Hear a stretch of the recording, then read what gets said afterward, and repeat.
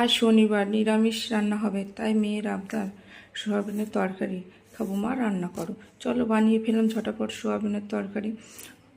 কড়াইয়ে অল্প তেল দিয়ে সোয়াবিনটাকে ফার্স্টে ভেজে নেব অল্প হলুদ নুন দিয়ে।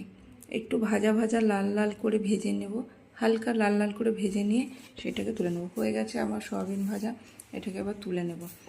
এরপর আলু আর সোয়াবিন ভালো লাগে না শুধু, তার জন্য বাড়িতে কয়েকটা পটল ছিল, ওই পটলটাকে কেটে পটল আলু একসাথে আবার ভেজে ফেলব তেল হলুদ নুন দিয়ে।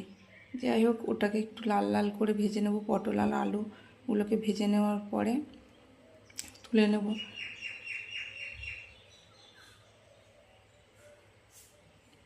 ভেজে নিলাম, ভাজা আমার হয়ে গেছে। এরপরে এটাকে তুলে নেব। তুলে নেওয়ার পরে কড়াইয়ে তেল দেব।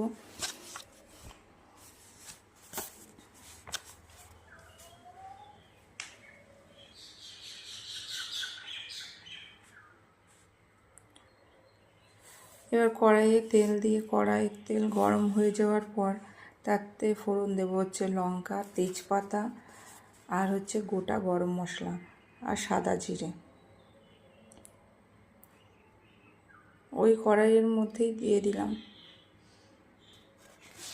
দেওয়ার পরে আদা লঙ্কা সাদা জিরে একসাথে শিলে বাটা মশলা, আর কার না ভালো লাগে, রান্নাও খুব ভালো হয়, তা শিলে বাটা মশলা দিয়ে ভালো করে মশলাটাকে কষিয়ে নিলাম। এরপর একে একে দেবো, তার সাথে টমেটোটা দিয়ে দিয়েছি। এরপরে দেবো হচ্ছে নুন পরিমাণ মতন, হলুদ পরিমাণ মতন দিয়ে ভালো করে নেড়ে নেব।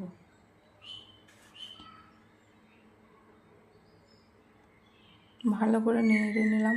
নেওয়ার পর যদি কারোর কালার পছন্দ হয় একটু কাশ্মীরি লঙ্কার গুঁড়ো দিয়ে নেবে।